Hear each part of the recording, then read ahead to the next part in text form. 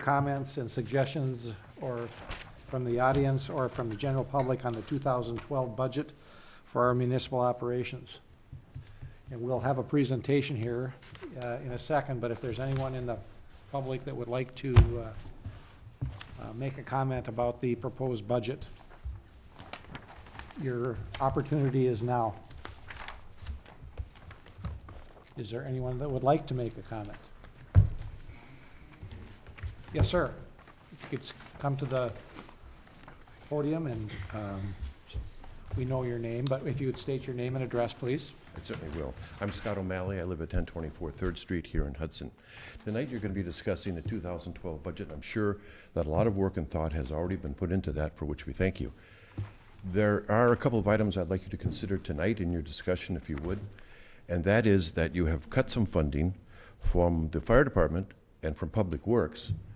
I don't know about the fire department. I'm sure you'll be discussing that. My general feeling, and I think I'm speaking for some people in the community, is that since Public Works is in charge of our snow plowing and keeping our streets clear and preserving our infrastructure, that you would never want to cut from Public Works. You are also cutting $49,000 from contingency, bringing it below historical levels. You're cutting 38% of what we spent of the contingency fund in the year 2011 so far. Since no one can predict the future, and no one knows what contingencies may rise in 2012, I think it's dangerous to say it's going to be less than it has been for several years. Normally, that's a $100,000 budget. The amount that is in there is actually the historical amount. Oh, I'm sorry. We have spent. We have not spent what we budgeted for contingency. Right. So, and that was kind of an average over the last 3-4 years. Thanks, Devin. Yeah. To go from $129,000 this past year, which we've spent from contingency, to $80,000 may or may not happen because we don't know what's going to happen in 2012. So I'd like you to think about that, if you would. Also, the cut from legal of $15,000. We don't know what legal requirements we'll have as a city next year. Under community subsidies, there is a budgeted amount of $135,000. In the past few years, the City Council has given grants totaling $10,000 to public nonprofits in the city of Hudson, and I commend that. $135,000 for nonprofits in Hudson's a lot of money, and I wish we could do it, but I think it puts the council in a tough position of deciding who's going to be winners and who's going to be losers. Devin, did you have a comment about that? I'll wait until. Okay. I'm just going by what was on the website of $135,000 for community subsidies. And since fire has been cut by $47,000 and contingency by $49,000, I'd like you to consider taking $125 of that $135, leaving the $10,000 for grants as we've done in the past, and allocating it to those two departments, to fire and to contingency, perhaps legal, and certainly back to Public Works, if you would. I realize that together those all add up to more than $125, but I'd like you to consider what you would do with that money. Or, since it is the taxpayers' money, you could just refund it as tax relief.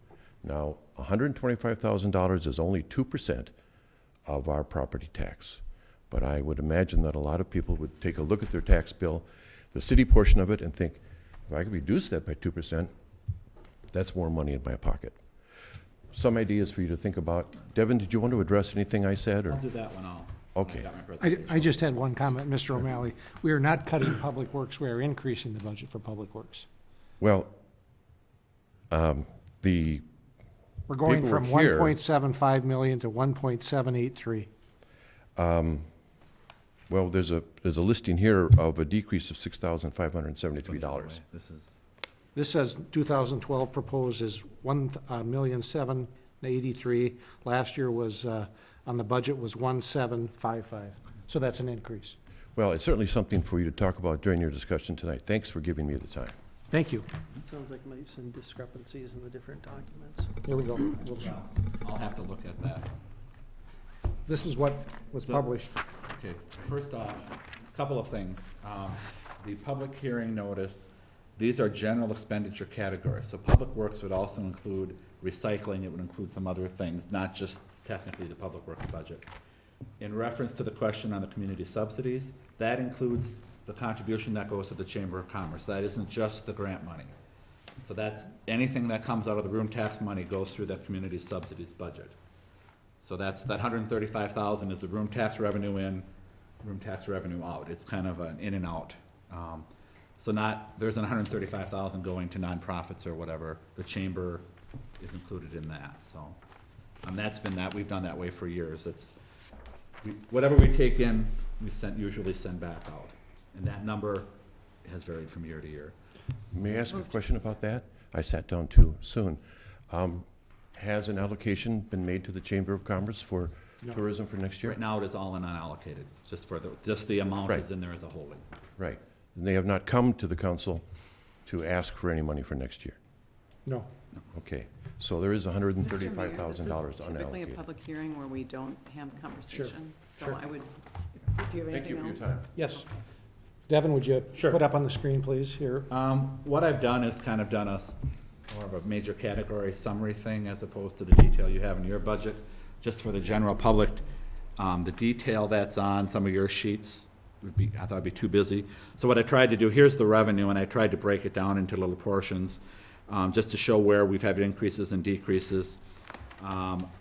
Obviously, the state shared revenue, state transportation aid, that's about $95,000 between the two of them down.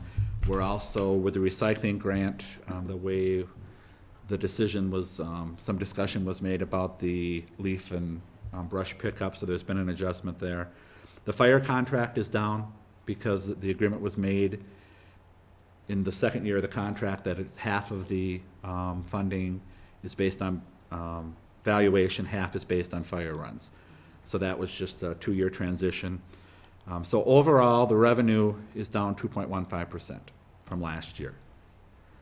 And then the next, this is just a chart showing the sources of revenue.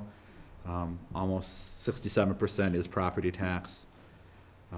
The state transportation aided shared revenue have been decreasing over the past several years consistently. Expenditures by major category. Personnel is up slightly, and that's mainly because we had an increase in our health insurance costs. We went to a self-funded plan 3 years ago now, and so every time if we have a large claim, it hits us more than if we were in a larger pool. So that's the main reason personnel went up. If it were not for the health insurance increase, personnel costs probably could have been reduced and then potentially slid over operations. The decision was made to reduce capital expenditures, $50,000 for the short term, and there was also a reduction in the fire department in their short-term expenditures. So that's $100,000 down, and as was mentioned, the contingency will be down $69,000. We had 129 in the regular contingency, and then we had 20,000 in a snow removal contingency. So we actually, expenditures will also be down $170,000 this year from last year, or 2.15%. And this is just a... Go back to that slide. Sure. You see we're increasing our library contribution, and I'm again, sorry, yes. and that is based on the population? Population, yeah. So that's how it's funded? There was no increase, I believe, in the library Budget. budget. It was just that our population grew more than the other partners, so therefore our share went up. And that is also the same, would be the same with our EMS contribution. Our share went up because our population grew more than everybody else's did. This is just a slide showing the various departments, how the expenditures are distributed. Police, Public Works, and those are probably, that's about 60% of the budget, and all the rest of it is pretty spread out. Mr. Mayor, are we gonna go over this in new business? Yes. Okay. I wasn't sure if we were Okay. moving into. Then just showing the assessed and equalized value over time. You know, this fluctuates from year to year. Assessed is what is actually the property is assessed at, equalized is what the state says the value is. The taxing districts, the tax levy comparison. Overall, there'll be about a 3% total increase in the tax levy for all of the districts together. The city of Hudson's portion of it is up less than 1%. And again, this just shows the mill rate, the equalized mill rate, and it'll be about 3.5% estimated increase in the mill rate For everyone. for everyone. And then this is just, the property tax split. So that's just kind of a general overview for the public. Yeah, can you go back to the other one? This one? The 3% change, I mean, the mill rate is going up, but also the valuation dropped by what, 200 million or something? So taxes are basically the same, or very close to the same, because everybody's values went dramatically down. From the city of Hudson, yes. Yeah. Can we move to close the public hearing? Okay, Second. Yeah, comments from the audience? comments from the council, anybody have any Or comments? from the public. From You the know, this public. is the public hearing, so Yep, it's anybody time for. have any comments? Any more comments? Sure, we covered it. All right. Do Now I we'd need, like do I need make to a- make the motion again to Yes. close the public hearing? Is there a second? Second. All in favor? Aye. Closed. Thank you. At this point, I'd like to call to order the City of Hudson Council meeting for November 21st. If you could please join me in the Pledge of Allegiance. I pledge allegiance to the flag of the United States of America and to the republic for which it stands, one nation, under God, indivisible, with liberty and justice for all. Madam Clerk, the roll, please. Mayor Burchill. Here. District 1 Morset. Here. District 2 Yaku. Here. District 3 Bernard. Here. District 4 Wyland. Here. District 5 Haggett. Here. District 6 Vanslo. Here. This point in the agenda, we take comments from people in the audience on anything that is not on the agenda. So if there's anyone in the audience that would like to speak to the council, now's your time. Is there anyone interested in speaking to the council? Okay, moving on. Consent agenda. To approve the public hearing and regular meeting minutes of November 7th, 2011. To approve claims for payment in the amount of $401,496.85. A detailed description is available in the clerk's office on request and is posted on the city's website. To approve the purchase of Image Trend software for the fire department at a cost of approximately $9,500 plus $950 for annual maintenance. To approve no parking on school days on the west side of 12th Street North to Fillmore Street. To approve the parking restriction and signage of no parking here to corner for the north side of Fillmore Street, 2 vehicle lengths from the intersection with 12th Street.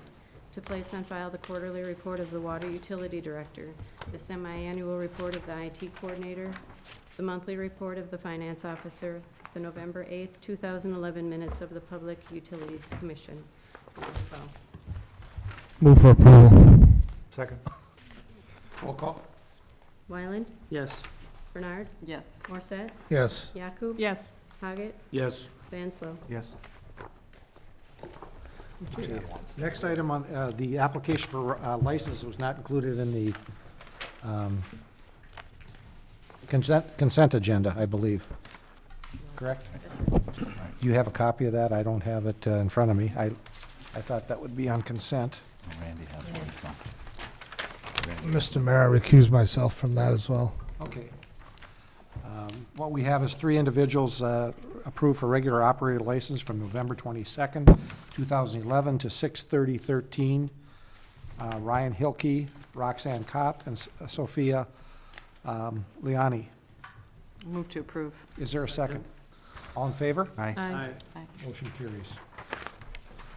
At this point, item 4 is a revocation of a operator's license for Ross Freeman. Nancy, you want to talk a little bit about, or Catherine, do you want to talk? Sure. This was a situation in which Mr. Freeman's operator's license was issued conditioned on continued compliance with a payment plan that had been set up by the municipal court for a prior forfeiture owing on an earlier conviction. As you see in the letter, the letter to him indicated that missing payments under the plan would be cause for revocation of his operator's license. he did miss payments. The court, as far as the payment of the forfeiture, has reinstated the payment plan. That reinstatement is totally, of the forfeiture is separate from the council's authority under its ordinance and state law to revoke the operator's license for failure to pay amounts owing to the city. So you have a couple of options. You can't just revoke his license tonight. If the council wanted to revoke his operator's license, you'd need to give him notice, and the reason for doing that. The reason would be not making the payments as required under the performance, or under the payment plan.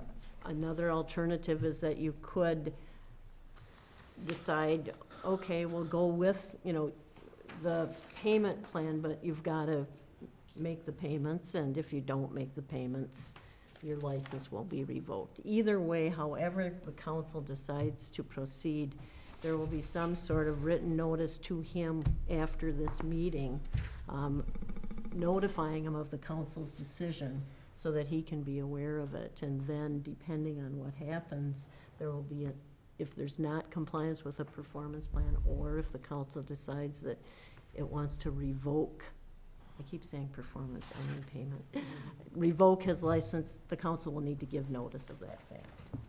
Mr. Freeman isn't here yet, is he? No. Finance, do you have anything else? Well, Go ahead. Finance didn't make a recommendation. There was discussion about continuance with the payment plan, and the motion to allow continuance with the payment plan was a tie.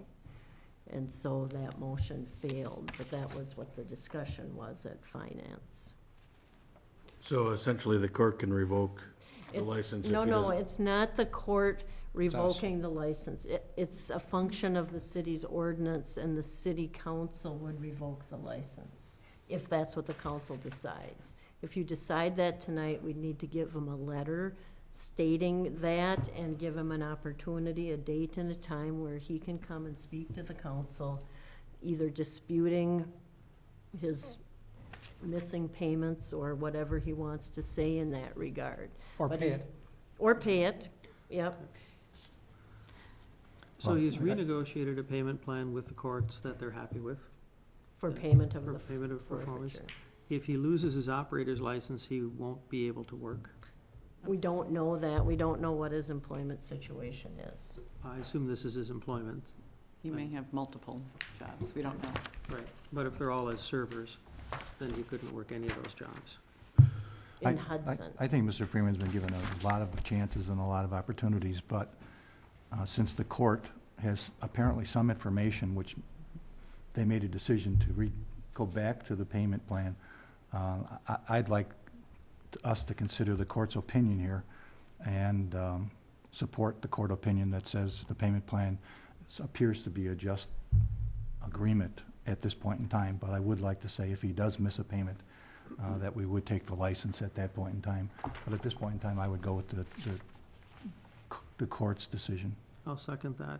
And I think that, I don't see any indication here of further, further illegal activity or things that we would then pull his license for. So your motion, if I could, is that if he misses a payment, we're going to, We would take the license. okay, so, And I'm disappointed that Mr. Freeman's not here, because it shows me a lack of responsibility on his part, which gives me some concerns.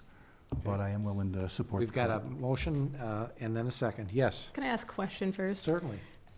What license does he have? It just says operator's license. Server, or it's a. It's a operator. it's a liquor Okay. operator's license, so All it's right. bartender's license. And our ordinance says if you pass due with any payments to the city, license will be revoked.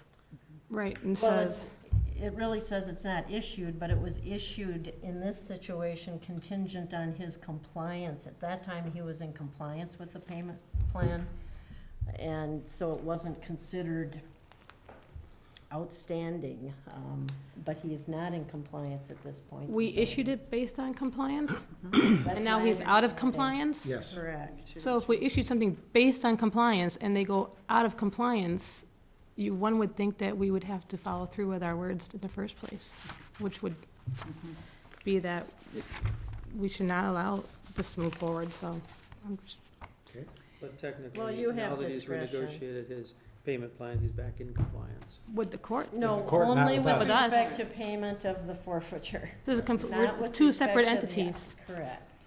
And the court understands that. I did have email correspondence today with Judge Garrity. So the, And it looks like we're looking at $279 according to this. 379. I thought it was just October. it's that he missed. 479. 479. He made a He made a- $100 payment. Payment Oh, on sorry, I November missed that. 9th, Yeah, So 379. he has till December 15th to make another payment, Mhm. according to the court. Of $100. Well, the original agreement was December 15th he'd be done paying, so. So the question comes down to, are we going to enforce the ordinance that we have on the books or not? And the motion is that as soon as, if he does not make a payment, we will notify him that our intent That you is, intend to revoke and give him his a license. chance. or And- but and- that's what's before us right now. And thus setting precedent for the future, depending on our decision. So our ordinance should really read, you'll be given multiple chances to comply with this before we actually do revoke your license. So I will not be in support of it. Okay. He didn't miss one payment, he missed 3. There's plenty of opportunity to rectify the situation. Okay, anyone else? John? I guess I'm kind of in agreement with Lori. It's hard for us without seeing Mr. Freeman, and I'm with Russ in the fact that it's unfortunate he didn't show up. So it's kind of hard for us to give credence to people not being here. You know, if you couldn't have been here, I understand it if you had to work, but people have sent letters before, so some explanation would have been helpful. Randy? No, I agree with Rich. I give the guy a chance because I think the ordinance should have never been in place. Okay. Lee, you've seconded the motion, so I Right. assume, The reason I seconded the motion was because this is the first time this issue on this person's been before the council. And so, he did rectify the situation with the courts. Obviously, if we pull his license, he quits working. Whether he understood that or not, I think that, the opportunity to say, you make this payment or you're done is very, very reasonable. okay, let's, Madam Clerk, let's reread the motion, please. I've got it as to approve the municipal court plan for payments with the condition that if a payment is missed, the operator's license would be revoked. Or the, Procedures for revoking will be undertaken. Is that okay with your second person? Is that okay? Can we change it, Lee? No, it's fine. Okay. All in favor of the motion? Aye. Opposed? No. Motion carries 4-2, I believe. Thank you.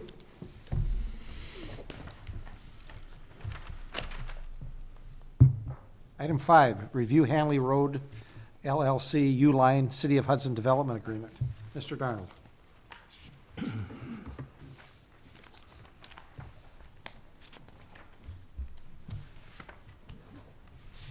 And this proposed development agreement is a result of U-Line wanting to relocate their Egan Distribution Center to the city of Hudson. The development agreement basically identifies the major development costs that U-Line or Hanley Road LLC will be making payment to. The most significant figures are the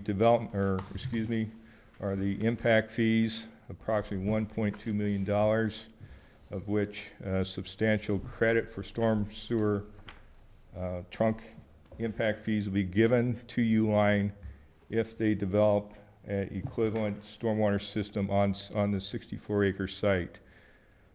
Please understand the impact fees for this is really most significantly identified in that 64-acre parcel. The original intent of the property was the potential subdivision of property, and the impact fees have been spread over a number of parties.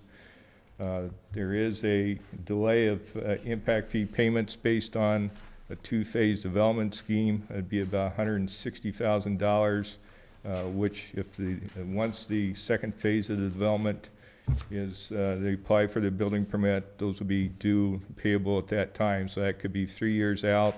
We've given them a maximum delay period of 10 years to pay that. The rest of it identifies the building permit fees, not the specific number because we don't have the development plans approved at this time. That's coming in the future. Sewer connection fees, open space fees, erosion control deposit, those types of considerations that all developers pay within the city of Hudson. One benefit also of the development agreement is that there will be some street dedication to the city of Hudson, a small area at the southeast quadrant of Hannah Road and Rock Street to expand that. The radius was softened and the existing right-of-way crowds where the existing curb's at, so we want to pick up a little bit additional right-of-way there and also right-of-way on Heiser Street. If you have any specific questions, be pleased to answer those for you. Do you want to tell us the approximate costs, fees will collect are about $860? Well, what we'll be collecting is approximately $860,000, correct? Okay. Of which approximately $460,000 credit will be given if the trunk stormwater improvements are made by the developer. Well, I move we approve the development agreement with Hanley LLC. Second. Any other questions or any discussion? At this point, I'd like to thank Denny for the hard work and Catherine for putting the proposal together. It's been over about a 2.5 month period back and forth, so nice job on that. All right, anything else? All in favor? Aye. Just update, we expect Uline civil engineering and architectural staff to visit with the city staff in late November, early December. Development plans will be submitted to the Planning Commission and Common Council in December, January. Hopefully groundbreaking for the actual start of construction will begin around April or May of 2012. This initial phase is a 660,000 square foot distribution center and a 30,000 square foot office facility. Roughly 26 million, 25 Well, million? we're probably, if land, a conservative number, I think about 25 million, including both land and construction costs. Hopefully it'll be higher, but that's a conservative figure at this point. Okay. Thank you. You're welcome. Next item on the agenda is the application of Quick Trip for a Class A liquor and Class A beer license, DBA Quick Trip, number 410-2401 Crestview Drive, and at the same time, an application of SSG Corporation for a Class A liquor and Class A beer license, DBA Northland Liquors, at 1920 Crestview Drive.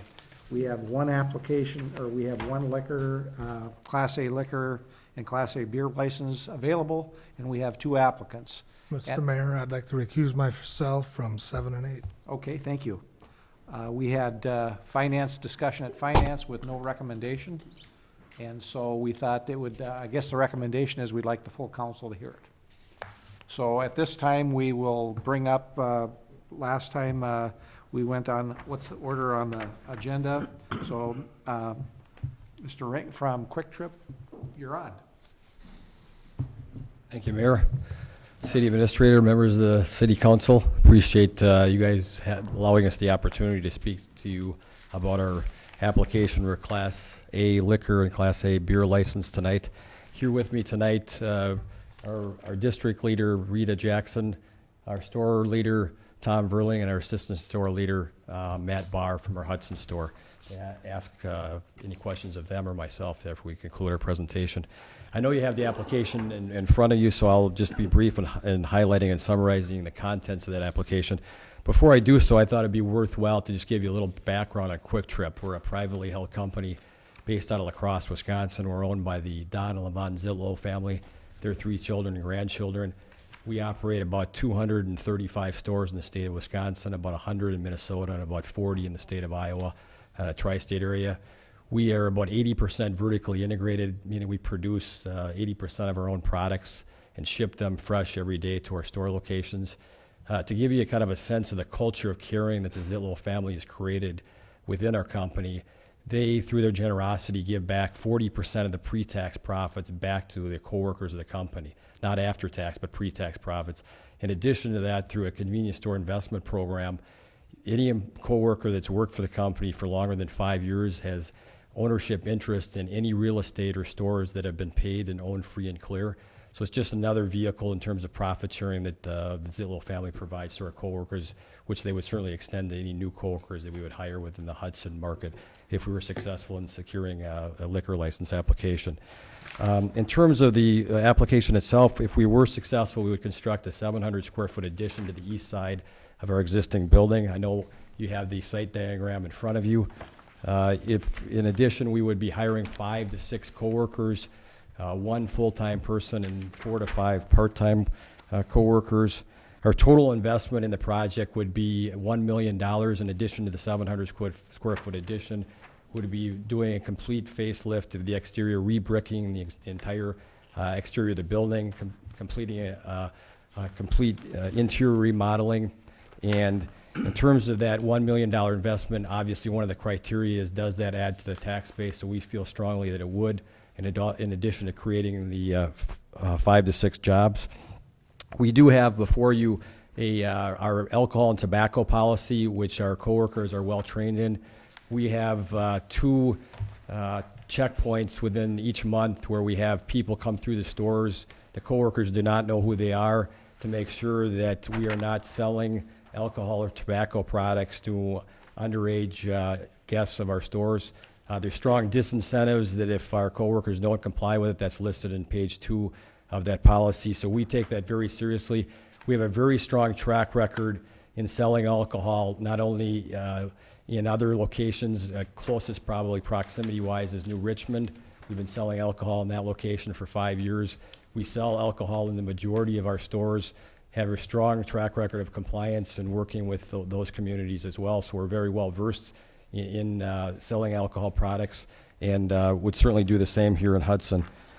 In terms of the number of customers or guests that we have coming through the stores on a weekly basis is about 12 to 13,000. We believe that in terms of offering this convenience to those guests coming to our location, it would not add significantly to the traffic count. It would just be another convenience factor for them to come into the store, purchase that product, which would have a separate entrance per the ordinance.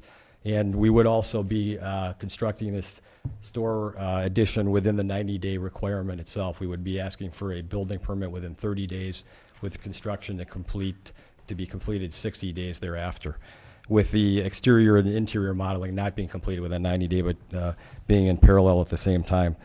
So in terms of saving the question that was arise in the Finance Committee was the amount of traffic. We believe it's not going to add to the traffic. Again, it's just going to be, additional value and service we're going to be providing. Right now, it's a matter of sending them to some other location within Hudson. So again, based upon the proximity of our store to I-94 and the proximity to the closest liquor location, we believe, I think it's over the Country Market across the street. So we believe we're equidistant from the Holiday location that's proposed as what's currently located there.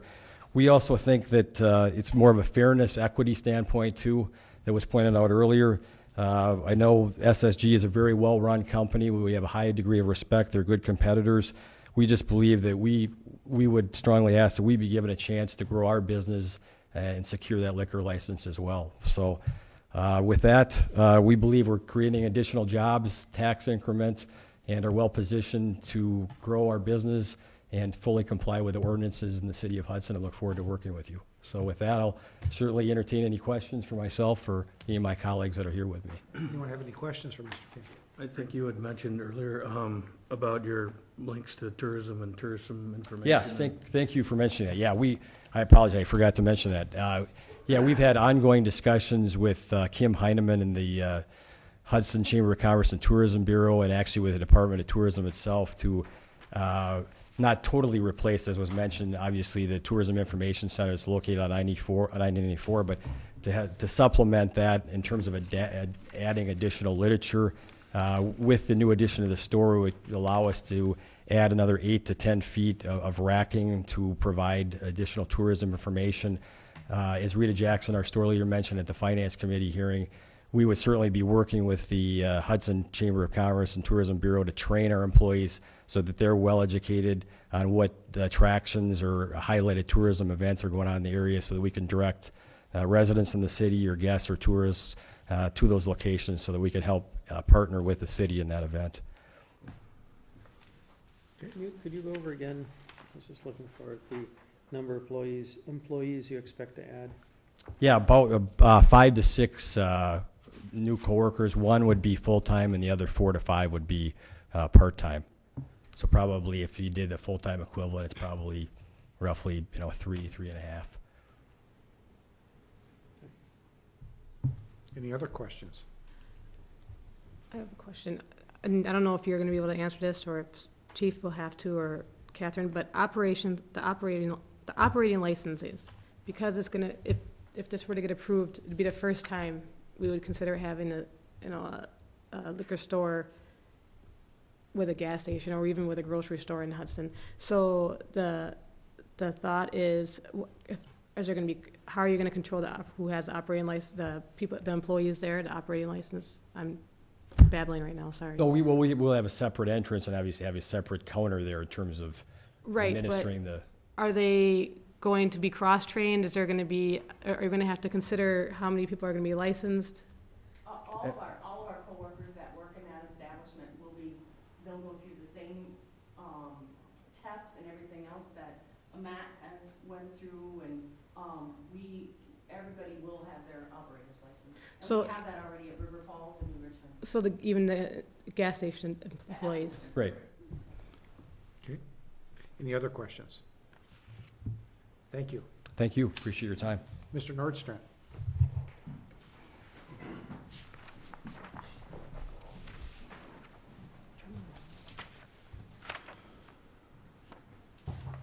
Good evening. Mr. Mayor, members of the council, my name is Scott Nordstrand, and I'm the Director of Administration and Legal Counsel for SSG Corporation.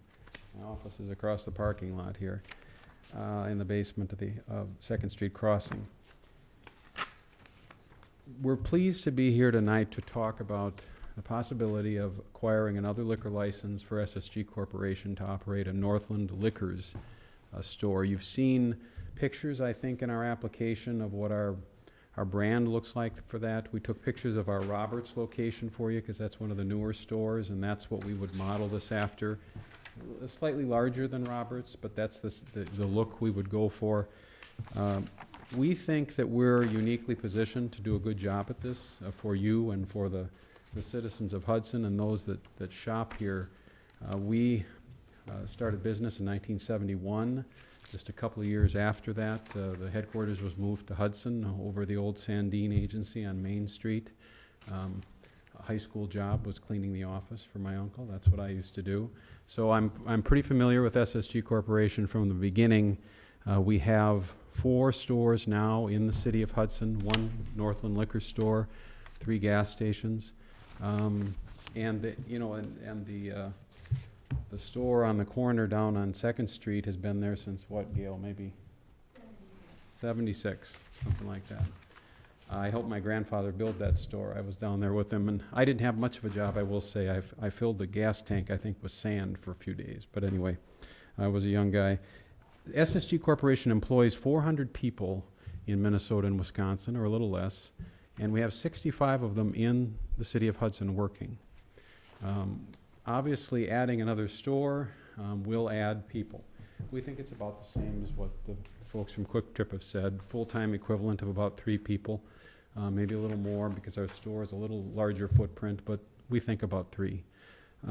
We also think the council should consider, we've looked at the criteria the council has for awarding or granting liquor licenses.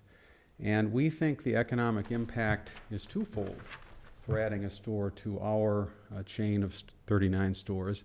We also have a dozen or so office headquarters employees that are employed, as I said, across the parking lot. And the growth of the company as a whole, in Hudson and elsewhere, assists us in maintaining the employment for the folks there and even expanding it. So we think it's a double effort. We will be building a store, as was mentioned, of about 2,400 square feet. The location, we think, is also particularly helpful.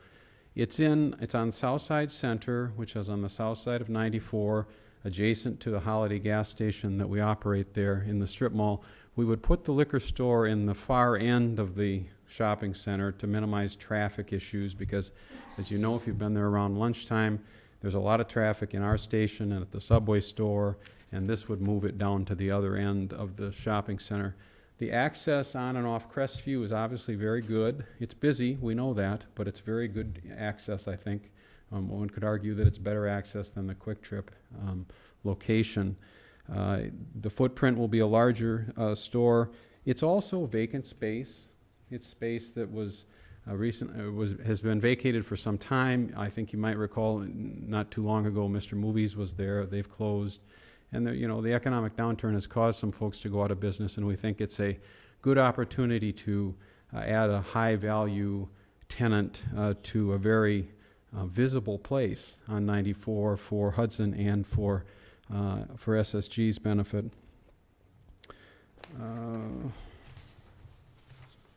I want to say just a minute something about this, the sense that why should SSG get 2 liquor licenses in the city? Shouldn't it be spread around a little bit? I was thinking about that because it was raised at the Finance Committee. It occurred to me if that's the way we decided liquor license, one could also say we should only have 1 gas station in town too. We have 3, and we've had 3 for a long time. I mean, I understand that this is a very special kind of license, a special kind of business, and it should be. But at the same time, I look at your criteria in the ordinance for how you decide who gets a license and who doesn't. And I know there's broad discretion. I'm not trying to say there isn't. But I don't see here that at some point in the past the city council thought to say, and only 1 per customer. We don't think that it should be spread around. I mean, or we think it should be spread around. I think the city council could have made a choice like that. They certainly could have. But I don't think they did. And I think our proposal, and we have great respect for Quick Trip as a competitor. They are a towering competitor, I can tell you, given the numbers you heard. And they are in our footprint most everywhere, I think it's safe to say. And so we know they operate liquor stores and convenience stores very well. We think we do as well. But we think on the merits that our proposal is a little better. Better for the city of Hudson, better for the customers that might be served by this liquor store, and better for the economy overall. And better for SSG Corporation too. So if you have any questions, our Executive Vice President and Chief Operating Officer, Gail Dahlstrom, is here with me as well. And probably the technical questions would be for her, but I'd be happy to answer any I could. Questions? Go John? ahead, Mary. Mary, go ahead. You get first shot. Well, I have one basic question. How big is the current Northland liquor store in Hudson, the size, square footage? I'm just trying to get a... Okay. Probably Because, half once you that. put all the stuff in there, it shrinks. It's a funky kind of space. It's one of I think somebody described it to me once as a bowling alley footprint. Yeah, kind It's of it is. long and narrow. I think if we had to do it over, we'd have it a little more wide, but this would be twice the size of that. Build out 90 days, isn't that the window on issuance? No Yeah, problem. Okay. You've got the plan, we have a contractor engaged, ready to go. We would be up and running with no problem. Lou? Anyone else? Mary?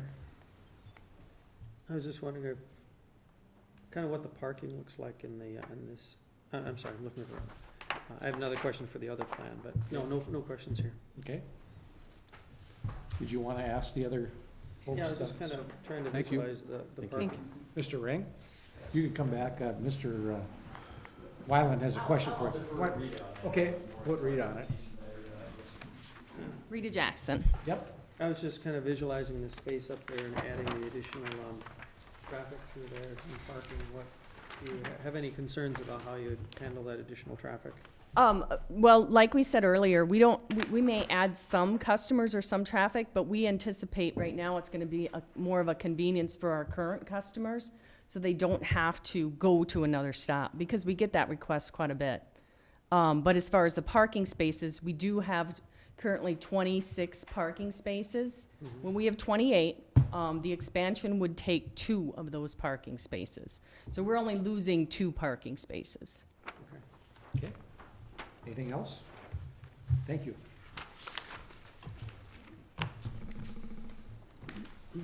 What's your pleasure, council? Can I start? Sure. I've been thinking about this all weekend, apparently.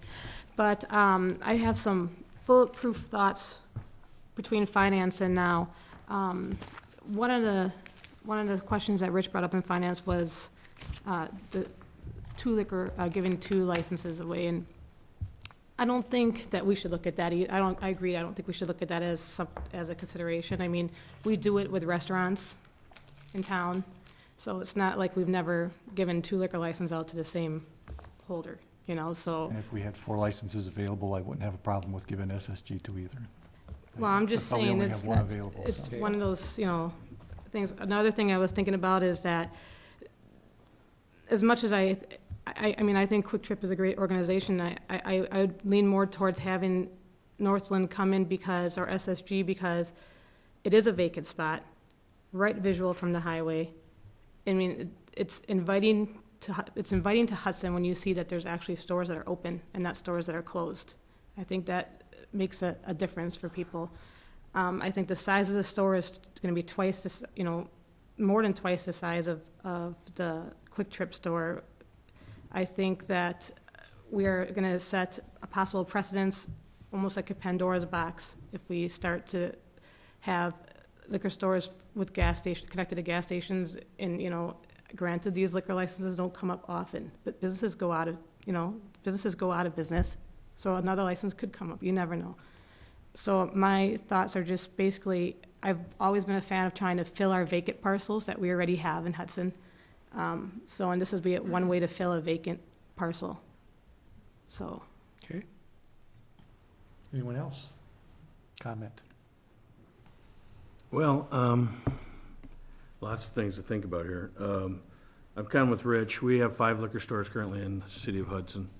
Northland would get an advantage over the other 4 liquor stores, for what that's worth. One of the reasons I think the Quick Trip option is compelling is that we have 12 to 13,000 a week. Did you say? I think this is a group of people that don't normally go to the other liquor stores in Hudson.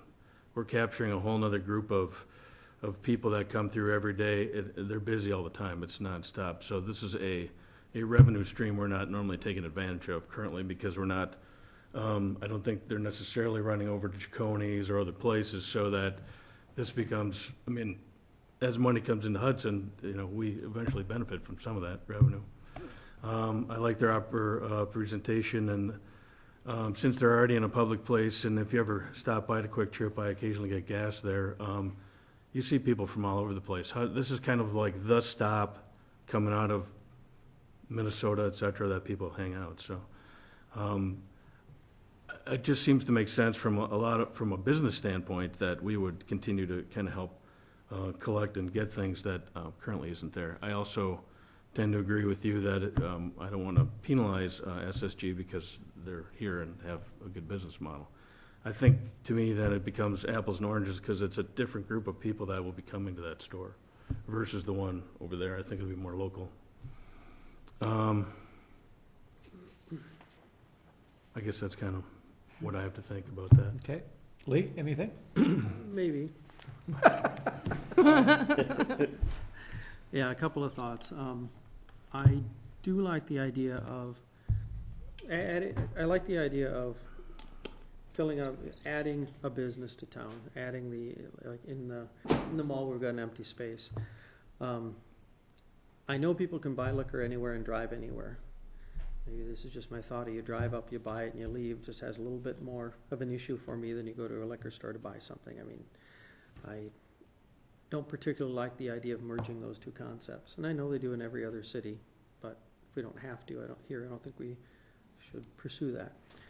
I do believe that the SSG model, and if Quick Trip came to us with a model, we're gonna fill a space and we're going to, employ a new business, create a new business in town, this decision would be more difficult. But I like the SSG proposal because of what I think will benefit the city in the long run. Okay. Sorry, go ahead. Can I possibly put Chief Jensen on the spot? Sure. Chief How- Jensen, why don't you come up? What's the safety concerns if there's any down in Quick Trip? Being that it's so busy as it is right now. I guess the only safety concerns I've seen, and I haven't taken a look at their blueprints yet, would be the amount of traffic they're going to get, especially on Sundays. Our liquor establishments on Sundays are extremely busy. SSG, if they're bringing in 13,000 a week, I imagine once the word gets out that liquor is being sold at that location, especially as close as they are to the off-ramp, we're going to get a lot more traffic into that business.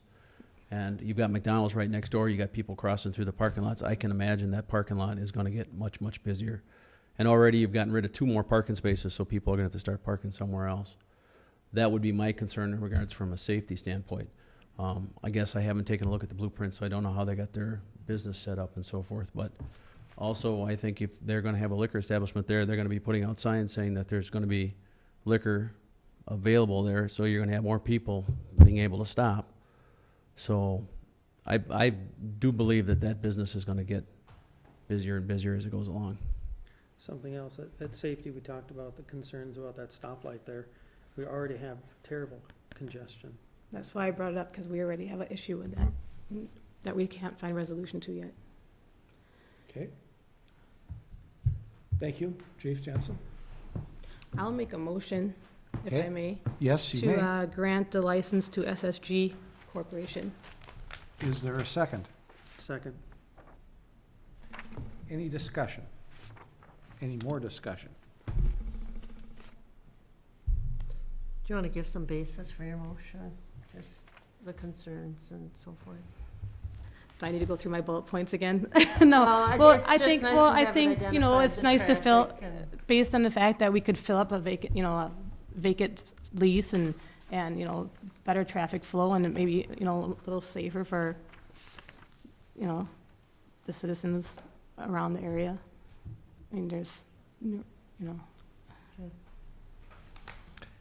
Any discussions? Any more discussions? Any comments? You guys ready for the question? All in favor of the motion? Aye. Aye. Opposed? No.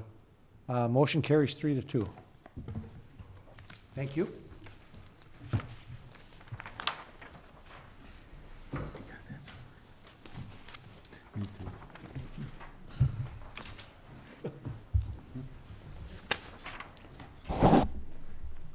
Review proposal 5-year ambulance service contract with St. Croix EMS. Lori, do you want to take this, or I can start it out. Eric is here for questions? This came forward from a consultant by the name of the Aberis Group that we worked with earlier in the year, and one recommendation that they left EMS Commission with was to get longer-term contracts from the municipalities that are part of St. Croix EMS, just to help with planning, scheduling purchases, that sort of thing. So the municipality members agreed that we would move forward with this. We started out with the most of the framework of the fire contract that recently went to 5 years. There's a few changes from the fire contract. Basically, most of the equipment that we purchase at EMS is paid off within 5 years. So that provision is in here. What else, Catherine? Well, it's the same thing that if someone They terminate. they have to pay off any capital balance outstanding for purchase of capital assets. One difference, and which was the subject of discussion at finance, is the provision on page 2, paragraph C, that if revenues from operations of the service are not enough to pay the annual operating expense, the contract requires that the city and the contracting municipality share in the funding of the deficit on a pro rata basis based on ambulance runs to each municipality. That's different. The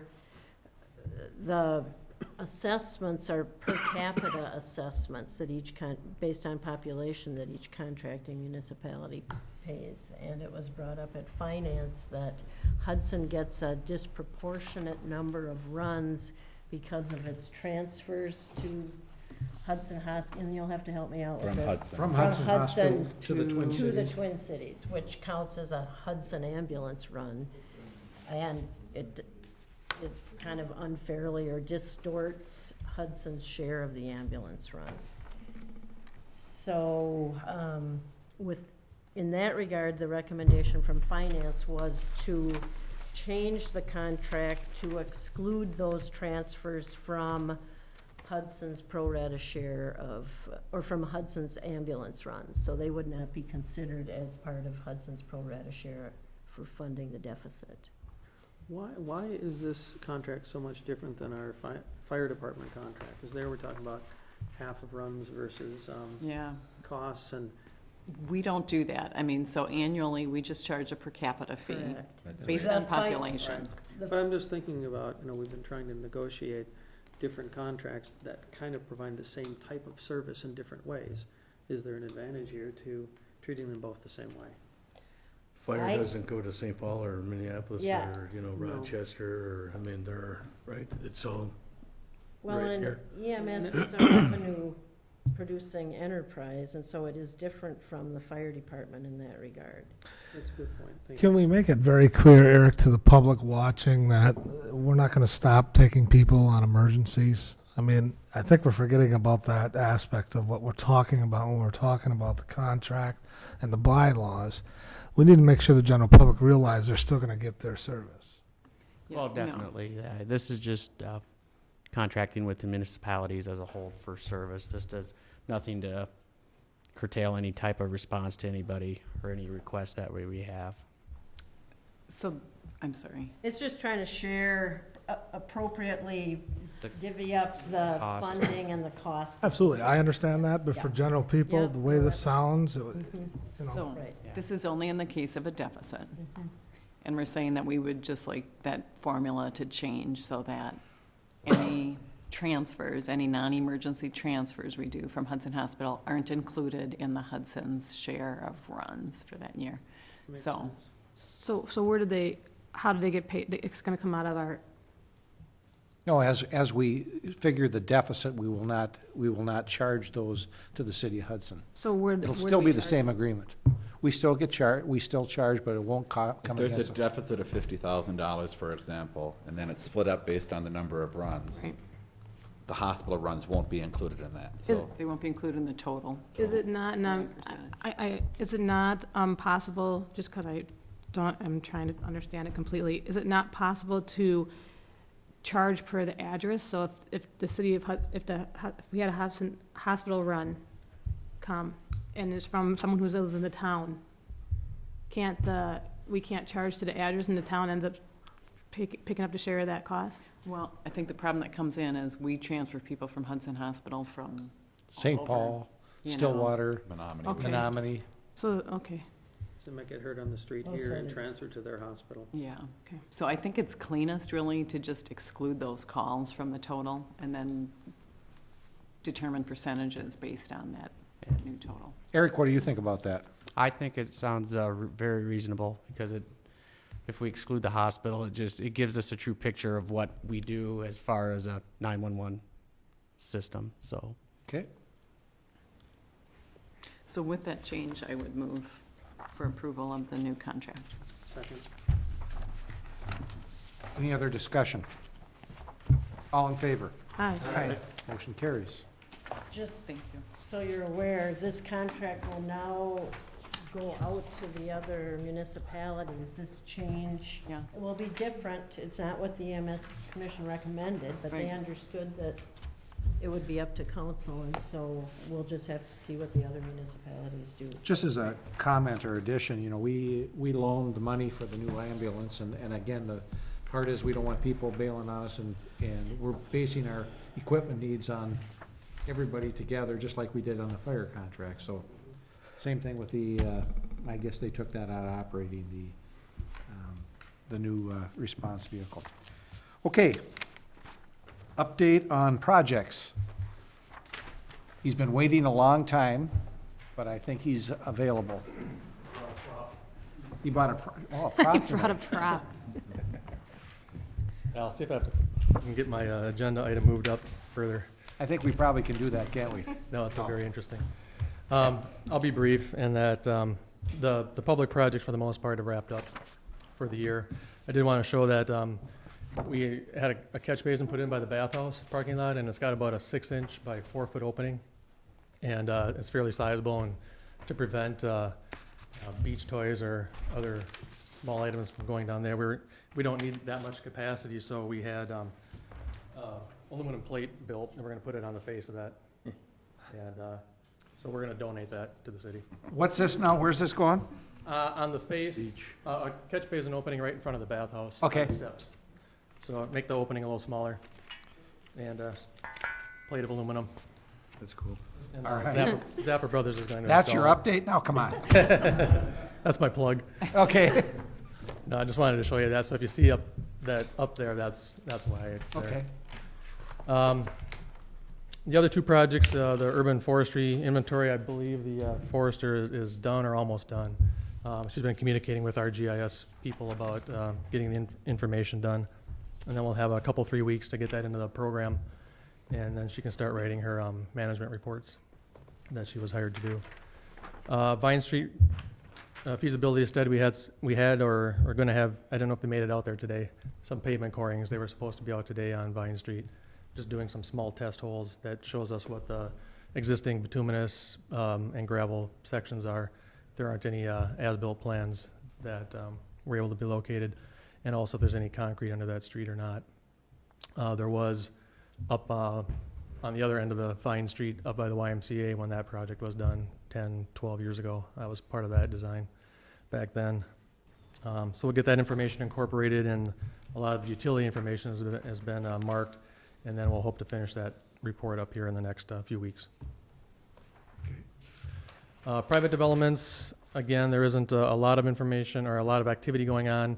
The one I did want to note was Comforts of Home had a pre-construction meeting last week.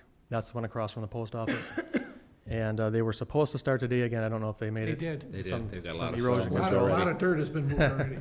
Some silt fencing and erosion control going up first, Yep. and grading, and then they're gonna start with footings and walls going up pretty soon. So, Any questions? Tom, I'd like some update on the tree program and the forestry, if you could. I didn't talk to you beforehand, but I'm sure you're gonna, could you talk a little bit about how many dollars we receive for our tree program? Some of those kinds of things. Actually, I did meet with the forester consultant that is doing the tree inventory, and she did complete the inventory last Thursday or Friday, so that'll be exciting to see what the results are. She did indicate that there are several locations in the city that have a high density of ash trees, something that a little bit higher than she thought. So it'll be interesting to see what the total results are.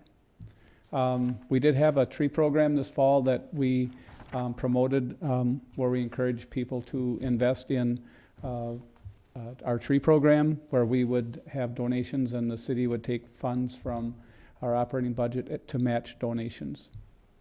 Last count, I think we had a little bit over $5,300 worth of donations. That's really very good interest, and we did have some trees planted down in the Lakefront Park walkway area. We did some brushing down in that area. We planted some river birch and some trees that were actually donated by Ed Lucas, member of the Hudson Rotary Club. We planted 5 Norway spruce there. Some other trees that we planted this fall were up in the White Camp Park area, up on the what we call the sliding hill. It's right adjacent to the walking path we installed this fall also.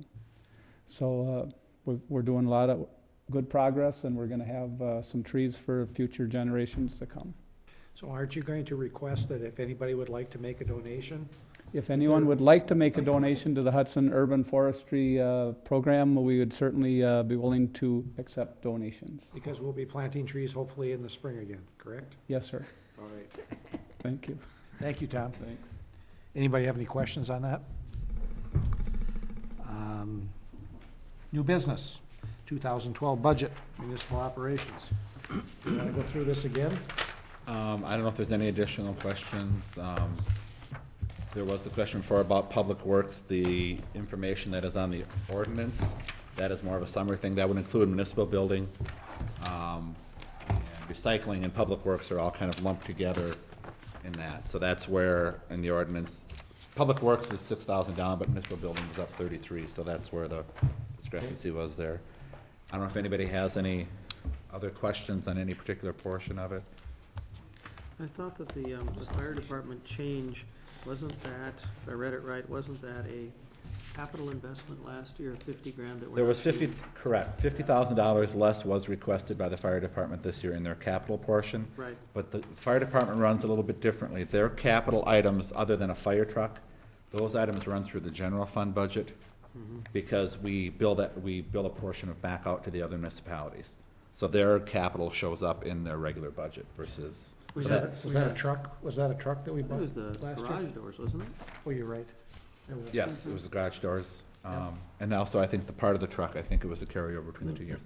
But Jim Fry chose to take that money out this year because he didn't have anything in particular, I don't think, that he needed. So that is part of the reason fire department is down. John or Mary, had any questions on that? No. No, I Okay. do not. Lee, have anything else? Just a comment for everyone, the finance department, I guess I can, as long as we're talking about finance, but all your other departments, I really want to thank you guys for working hard on your committees, getting the heavy lifting done there, because I think that saves us a lot of work here when you guys get your work done in your committees, so thank you for that. I did like the idea that was raised, I remember a while back, about RFP, our services that we ask for from different departments have to go through RFP on a regular basis. And there's a good question about the Chamber of Commerce, and how often do we put on an RFP for our tourism services, or if we ever have? I don't think we ever have. Yeah, I mean, we've done it with every other service, it might be something to look into. Okay. Is there a motion? We'd have to suspend. Oh, we have to suspend the Motion rules, to I'm sorry. suspend the rules. Is there a motion to suspend the Second. rules? Is there a second? Already did. I'm sorry. Is there an echo in here? Roll call, please. Bernard. Yes. Morset. Yes. Yakub. Yes. Haggett. Yes. Vanslo. Yes. Wyland. Yes. Is there a motion on the ordinance? Motion to approve ordinance number 21-11. Second. Any discussion? All in favor? Aye. Opposed? Motion carries. Thank you. Next thing on the agenda.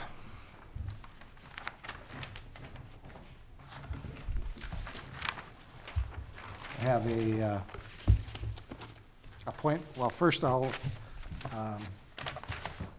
it's my recommendation to authorize 2-hour free parking as courtesy tickets in the downtown area from Thanksgiving, November 24th to Monday, January 2nd, 2012.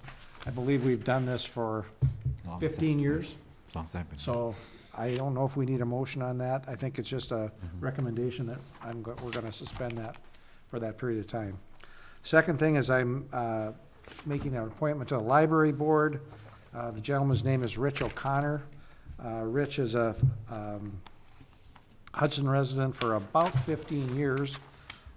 Has a very active former Minnesota state legislator. and I'm not going to hold that against him. Currently, Rich is the Hospital Foundation Board Chair. He's worked on the Hudson Golf Course, Hudson Hockey Association Board, I believe St. Pat's Parish Council. He was the founder of the Hudson Fathers Club, and he was one of the founders and organizers of the Pee Wee International Friendship Hockey Tournament. He has a great history of fundraising. I know that been very successful at the Hudson Foundation and is a very good community volunteer. So I'd like to recommend Mr. Rich O'Connor for that particular term expires in April. And at that time, if whoever is here makes that recommendation, but it's good until April. So I don't know if I need a motion on that or not. Yeah, you Yes. should have. I'll move to approve the appointment of Rich O'Connor. Is there a second? Second. Any discussion? All in favor? Aye. And that's all I had. Motion to adjourn. One more thing, any other alternate, alderperson have anything they'd like to bring to the council? How about city attorney? Happy Thanksgiving. Yep. City administrator? Nothing. Okay, now, Motion to adjourn. is there a second? Second. Second. We're all in favor? Aye. We're adjourned. Thank you very much.